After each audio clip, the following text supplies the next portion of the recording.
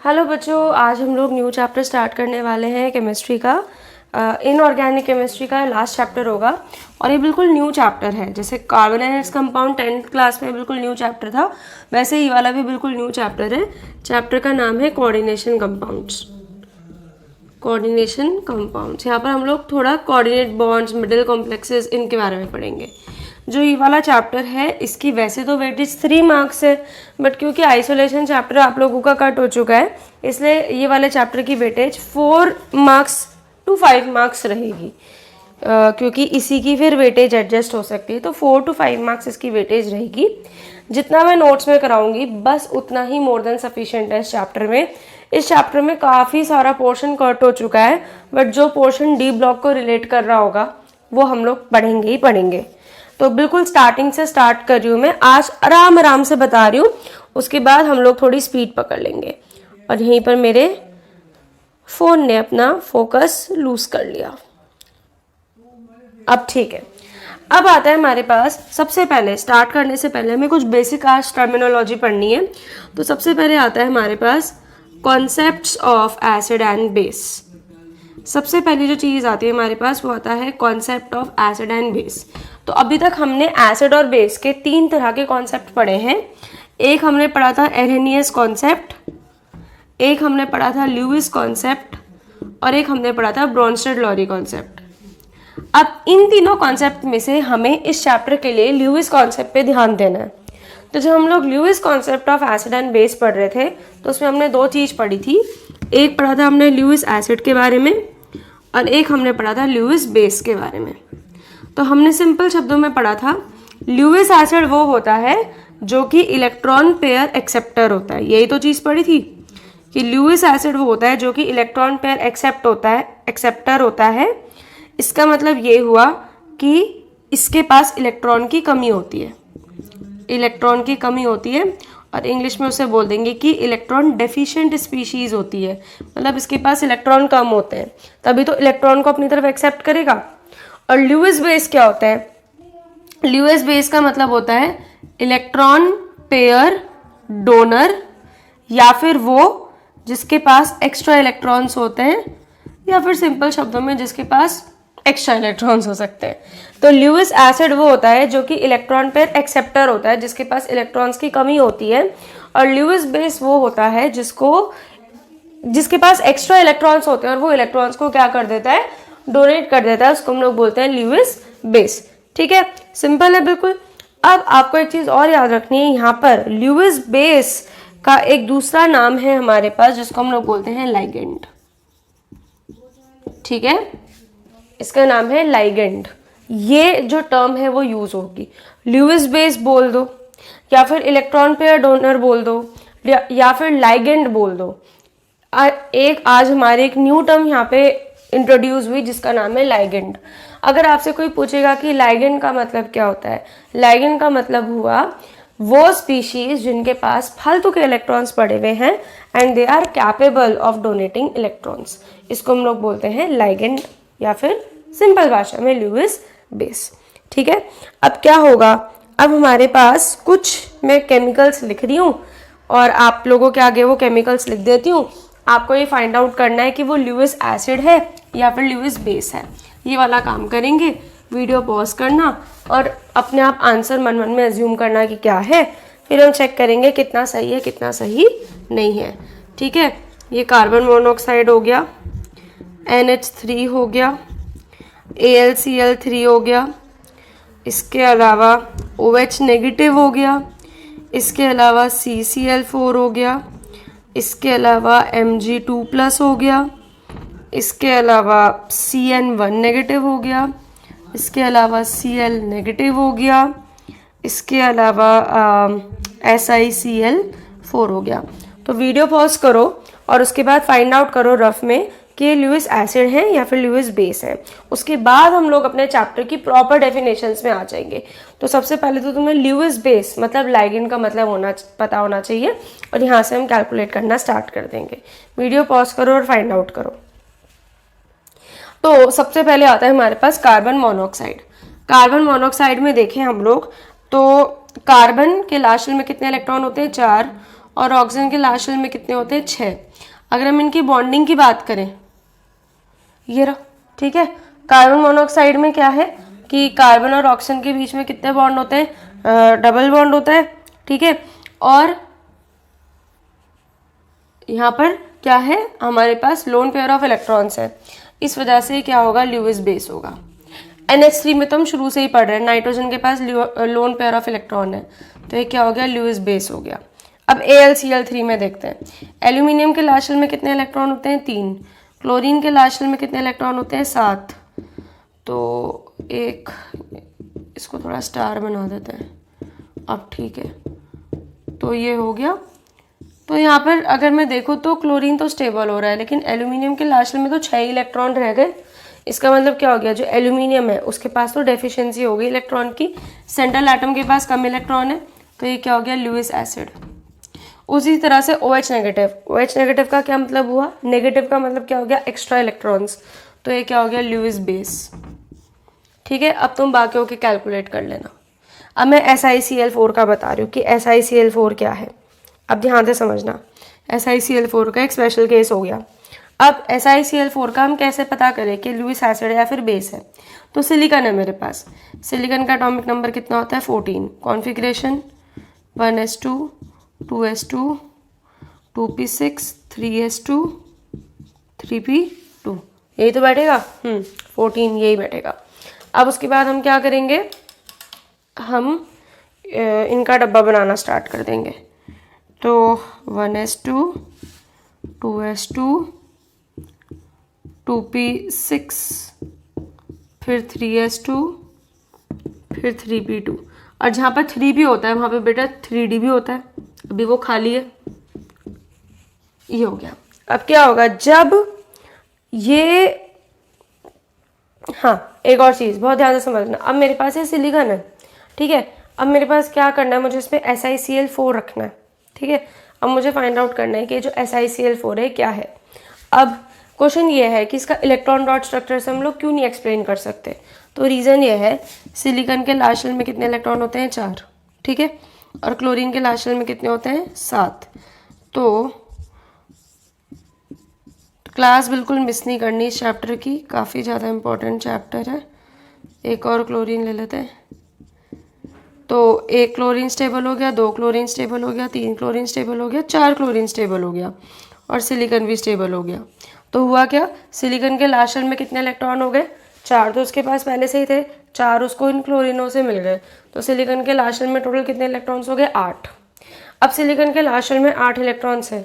अब समझ नहीं आ रहा कि वो ल्यूइस एसिड होगा कि ल्यूइस बेस, क्यों, ना उसके पास एक्स्ट्रा इलेक्ट्रॉन्स है जो कि वो ल्यूइस बेस हो, ना उसके पास इलेक्ट्रॉन की कमी हो रही है सिलिकॉन के पास जो कि वो ल्यूइस एसिड हो।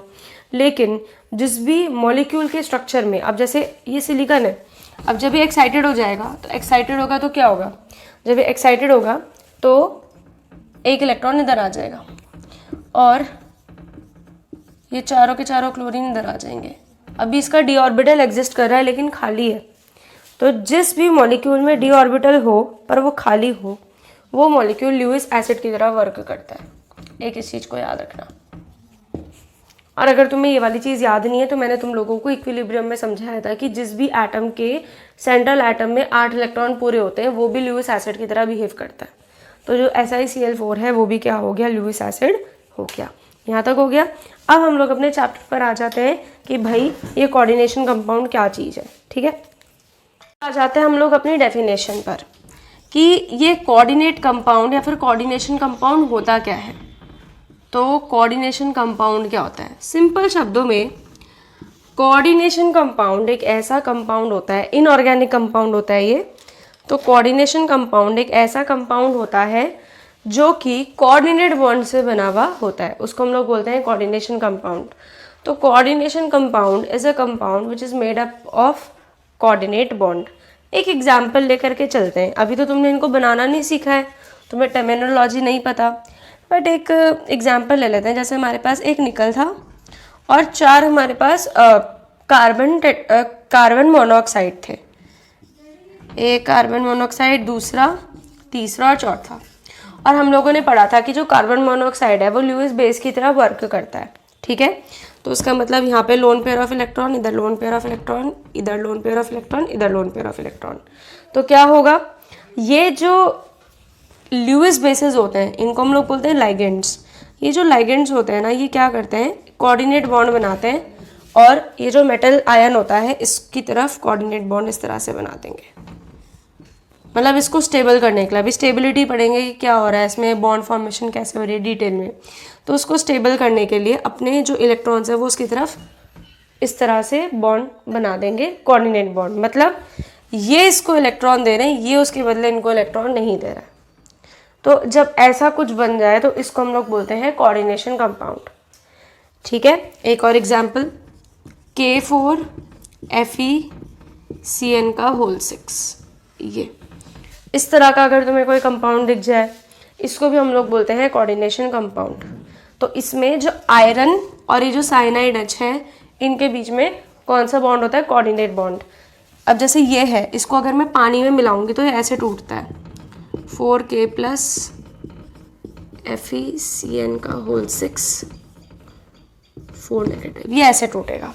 ठीक है, और जब मैं इसका स्ट्रक्चर बनाऊंगी इस वाले आयन का, तो ये कुछ इस तरीके से बनेगा, 1 CN 2 CN 3 CN 4 CN 5 CN 6 CN, इनके बीच में कुछ इस तरीके का बॉन्ड बनेगा। ये सब डिटेल में पढ़ेंगे चैप्टर में कि कैसे बनाएंगे। तो ये जो इस टाइप का कंपाउंड होता है, ये जो इस टाइप का कंपाउंड होता है, इन कंपाउंड्स को हम लोग बोलते हैं कोऑर्डिनेशन कंपाउंड। तो कोऑर्डिनेशन कंपाउंड बेसिकली एक ऐसा कंपाउंड होता है जो कि कोऑर्डिनेट बॉन्ड से मिलकर के बनता है। अभी तो बिल्कुल तुम स्टार्टिंग पढ़ रहे हो इस चैप्टर की, तो तुम्हें बस इतना ही जानना ज़रूरी है, इससे ज़्यादा जानने की ज़रूरत है नहीं। फिर हमें कुछ इंपॉर्टेंट टर्म्स पढ़नी है, इसमें एक डिफरेंस है, वो चैप्टर के लास्ट में मैं समझाती हूँ, बस अभी लिखवा देती हूँ। अब आता है हमारे पास सम इम्पॉर्टेंट डेफिनेशन। अब तुम्हें कुछ इंपॉर्टेंट डेफिनेशंस के बारे में पता होना चाहिए जो आज हम लोग पढ़ेंगे। ये सारे डेफिनेशंस याद कर लेना, डेफिनेशन एग्जाम में नहीं आती है बट डेफिनेशन से रिलेटेड क्वेश्चन आ जाते हैं। ठीक है, तो मैं सारी की सारी डेफिनेशन को समझाने के लिए एक कोऑर्डिनेशन कंपाउंड का एग्जाम्पल लेती हूँ। कोऑर्डिनेशन कंपाउंड का एग्जाम्पल ले लेते हैं, K4FeCN का होल 6। ठीक है, ये हो गया हमारे पास एक कोऑर्डिनेशन कंपाउंड। और अगर मैं इसका स्ट्रक्चर भी बनाऊँ, रफ सा स्ट्रक्चर, तो उसका रफ सा स्ट्रक्चर कुछ इस तरीके से बनेगा। जब हम इसको पानी में डालेंगे तो ऐसे टूटेगा, 4K + FeCN का होल 6 4 नेगेटिव। तो उसका जो स्ट्रक्चर बनेगा इस तरीके से। ये सारे स्ट्रक्चर तुम लोग सीखोगे बेटा कि कैसे बनकर क्या है, तो आपको बिल्कुल घबराने की ज़रूरत नहीं है। ये चैप्टर तो ऐसा है कि कोई बहुत ही बेवकूफ़ बच्चा होगा वो भी कर सकता है, क्योंकि उसको इसी चैप्टर में बिल्कुल फ्रेश स्टार्ट करना है, और बाकी मैं तुम्हें बता ही दूंगी कैसे कैसे करना है। तो मैं इस पूरी इन्फॉर्मेशन की मदद से अब तुम्हें सारी की सारी डेफिनेशन समझाती हूँ। सबसे पहली डेफिनेशन आता है हमारे पास सेंट्रल एटम और आयन। ये सेंट्रल एटम और आयन क्या होता है, तो सेंट्रल एटम और आयन वो फिक्स्ड एटम या फिर आयन होता है जिससे लाइगेंड्स, मतलब जिससे ल्यूइस बेस अटैच हो रखे होते हैं। ठीक है, तो सेंट्रल एटम या फिर सेंट्रल आयन वो स्पीशीज़ होती है जिससे सारे के सारे लाइगेंड्स, सारे के सारे ल्यूइस बेसेस क्या रहते हैं, कनेक्टेड रहते हैं। तो ये जो सारे के सारे ल्यूइस बेस है, इनका मुंह किसकी तरफ है, आयरन की तरफ है ना। तो यहाँ पर जो आयरन है वो, इसको मैं ऐसे नहीं बना रही हूँ, मैं इसको ऐसे डॉट डॉट में बना रही हूँ। ये जो आयरन है ये बन जाएगा सेंट्रल मेटल एटम, या फिर आयन, कुछ भी बोल दो, वो तो बाद में देखेंगे कि एटम है कि आयन है। ठीक है, पहली डेफिनेशन समझ में आ गई। सेकंड क्या होती है, सेकंड डेफिनेशन है लाइगेंड की। अब लाइगेंड क्या है, लाइगेंड वो न्यूट्रल मॉलिक्यूल और आयन होता है जो कि सेंट्रल मेटल एटम से बॉन्डेड होता है, उसको हम लोग बोलते हैं लाइगेंड। ये वाली डेफिनेशन मुझे अच्छी नहीं लिखती, मैं इसमें ये लिखवाती हूँ कि लाइगेंड वो स्पीशीज़ होती हैं जो सेंट्रल एटम के साथ कोऑर्डिनेट बॉन्ड बनाती हैं। तो ये जो सेंट्रल एटम है इसके साथ बॉन्ड किन्होंने बना रखा है, इन साइनाइडों ने बना रखा है ना। तो ये जो साइनाइड्स होते हैं इनको हम लोग बोलते हैं लाइगेंड। तो ये हो गए लाइगेंड। नेचर क्या है इनका? Lewis base. They are capable of donating electron, तभी तो इस आयरन को इलेक्ट्रॉन डोनेट कर रहे हैं। समझ में आ गई बात? तो जो CN है यहाँ पर, ये क्या है? लाइगेंड की तरह वर्क कर रहा है। ठीक, अच्छा जी। अब हमारे पास आता है कोऑर्डिनेशन एंटिटी, कि ये कोऑर्डिनेशन एंटिटी क्या होती है। नेक्स्ट टर्म क्या है हमारे पास? Coordination entity.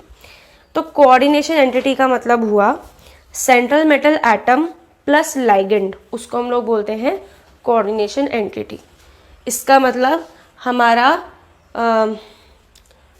अब कैसे समझाऊं मैं तुम्हें इसमें, हमारा हड्डी प्लस हमारा चमड़ा मिलकर के हमारा पूरा बॉडी स्ट्रक्चर बनाता है। उसी तरह से सेंट्रल एटम और लाइगेंड, ये दोनों मिलकर के, ये जो दोनों का कलेक्शन है, इस कलेक्शन को हम लोग बोलते हैं कोऑर्डिनेशन एंटिटी। ठीक है, ये जो दोनों का कलेक्शन है इसको हम लोग बोलते हैं कोऑर्डिनेशन एंटिटी। ठीक, अच्छा। अब इसके बाद नेक्स्ट आता है हमारे पास कोऑर्डिनेशन स्फीयर। अब ये कोऑर्डिनेशन स्फीयर क्या होता है? कोऑर्डिनेशन स्फीयर का मतलब हुआ सेंट्रल एटम, लाइगेंड और ये स्क्वायर ब्रैकेट, ये जो सारा का सारा है, ये सारा का सारा मिलकर के क्या बनाता है? कोऑर्डिनेशन स्फीयर बनाता है।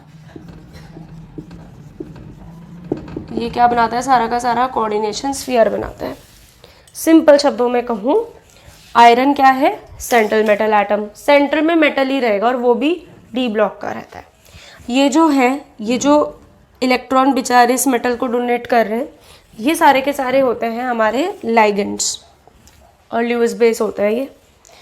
अच्छा, और न्यूट्रल मॉलिक्यूल इसलिए बोला इसने क्योंकि इसने अपने इलेक्ट्रॉन डोनेट कर दिया, अभी न्यूट्रल हो गया। पहले इन पे नेगेटिव चार्ज था, इसने इलेक्ट्रॉन डोनेट कर दिया तो न्यूट्रल हो गया। ठीक है, अब ये सेंट्रल एटम और ये जो लाइगेंड्स है सारे के सारे, ये मिला करके क्या बनाते हैं? Coordination entity. अब सेंट्रल एटम, लाइगेंड और ये स्क्वायर ब्रैकेट मिलकर के क्या बनाते हैं? Coordination sphere. इजी है, बहुत इजी है। लास्ट आता है हमारे पास काउंटर आयन। अभी काउंटर आयन क्या होते हैं? तो मैंने तुम्हें ये टॉपिक स्टार्ट करने से पहले एक चीज़ बताई थी कि जब हमारे पास ये वाला जो कंपाउंड है, गंदा सा जो कंपाउंड है, इसको जब हम लोग पानी में डालेंगे तो ये वाला जो ब्रैकेट के बाहर वाला पोर्शन है ये अलग हो जाएगा और ये बचा हुआ पोर्शन है वो अलग हो जाएगा। तो इस कोऑर्डिनेशन कंपाउंड को पानी में मिलाने के बाद जो आयंस अलग हो जाते हैं, जैसे इस वाले केस में पोटेशियम के आयंस अलग हो गए, तो ये जो आयंस हैं इनको हम लोग बोलते हैं काउंटर आयन। ठीक है, ये क्या हो गए? हमारे काउंटर आयंस हो गए। समझ आ गया? इजी है, गुड।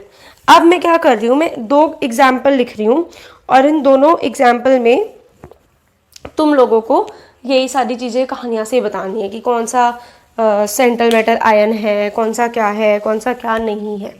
ठीक है, काउंटर आयन जरूरी नहीं है कि हर कंपाउंड में हो, किसी कंपाउंड में काउंटर आयन हो भी सकता है, किसी कंपाउंड में काउंटर आयन नहीं भी हो सकता।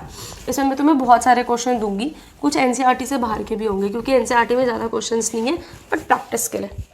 तो हाँ, अब जैसे हमारे पास है ये, अरे कंपाउंड तो है ही नहीं कोई ढंग का कंपाउंड, रुको मुझे ढूंढने दो कोई प्यारा सा कंपाउंड। जैसे हमारे पास है ये NiNH3 की होल 6 स्क्वायर ब्रैकेट Cl2। ठीक है, हमारे पास ये कंपाउंड है, हमें इसमें सारी कहानियाँ बतानी है। ठीक है, कौन सी चीज़ क्या है। तो अभी तुम इसका खोल के स्ट्रक्चर नहीं लिखोगे क्योंकि अभी तुम छोटे बच्चे हो, तुम्हें ये नहीं आता। तुम्हें 3-4 दिन के बाद आ जाओगे तब तुम बड़े बच्चे बन जाओगे। तो अगर मैं इसको पानी में डालूँ तो ये कैसे टूटेगा? Cl 2Cl नेगेटिव अलग हो जाएगा। जब ये नेगेटिव है तो इस पर क्या चार्ज होगा? पॉजिटिव। तभी जा करके, कि तुम्हें पता है जो आयनिक कंपाउंड होते हैं वो पानी में टूटते हैं। पानी में अगर कोई भी चीज़ टूट रही है तो प्लस और माइनस पे टूटेगी। क्लोरीन पे तो नेगेटिव चार्ज है तो बचे हुए पे पॉजिटिव ही तो आएगा। तो ये क्या बन जाएगा? प्लस NiNH3 का होल 6 और इधर 2 नेगेटिव था तो उसको बैलेंस करने के लिए इधर क्या हो जाएगा? 2 पॉजिटिव हो जाएगा। होगी कहानी खत्म, गुड। अब हमें इसमें क्या करना है? नाम नूम से लिखना है। जो निकल है वो किसकी तरह वर्क कर रहा है? सेंट्रल एटम की तरह। अब इस निकल के चारों तरफ क्या है? 6 तरफ क्या है? अमोनिया है NH3, तो NH3 किसकी तरह वर्क करेगा? लाइगेंड की तरह वर्क करेगा। निकल और NH3 6 के 6 मिलकर के क्या बना रहे हैं? Coordination entity. और निकल NH3 और ये स्क्वायर ब्रैकेट मिलकर के क्या बना रहे हैं, कोऑर्डिनेशन स्फीयर। और ये जो Cl2 निकला ये किसकी तरह वर्क कर रहा है, काउंटर आयन। पॉजिटिव भी हो सकता है, नेगेटिव भी हो सकता है, एब्सेंट भी हो सकता है। ठीक है, खत्म हो गया वाला टॉपिक। अब जैसे मान लो अगर तुम्हें ये पूछे कोई NiCO का होल 4, भाई इसमें बता दो ये क्या है, और ये ऐसे दे रखा है आपको कंपाउंड, तो उसमें तो बहुत आसानी से बता सकते हो। जो निकल है वो किसकी तरह वर्क कर रहा है, सेंट्रल एटम। ज़्यादातर जो कॉम्प्लेक्सेस दिखेंगे वो निकल, प्लैटिनम, कोबाल्ट, इन सब के दिखते हैं। तो ये जो निकल है ये क्या हो गया, सेंट्रल एटम हो गया। इस निकल के चारों तरफ क्या है, कार्बन मोनोऑक्साइड है। तो जो कार्बन मोनोऑक्साइड है किसकी तरह वर्क करता है, लाइगेंड की तरह वर्क करता है। निकल और कार्बन मोनोऑक्साइड मिलकर के क्या बनाएंगे, कोऑर्डिनेशन एंटिटी बनाएंगे। निकल कार्बन मोनोऑक्साइड मतलब ये लाइगेंड और ये स्क्वायर ब्रैकेट मिलकर के क्या बनाएंगे, कोऑर्डिनेशन स्फीयर बना देंगे। ठीक है, और यहाँ पे तो कोई काउंटर आयन है ही नहीं, तो no counter ion is present. तो काउंटर आयन पॉजिटिव भी हो सकता है, नेगेटिव भी हो सकता है और नहीं भी हो सकता है। ठीक, ये वाली बात समझ में आ गई, इजी है, गुड।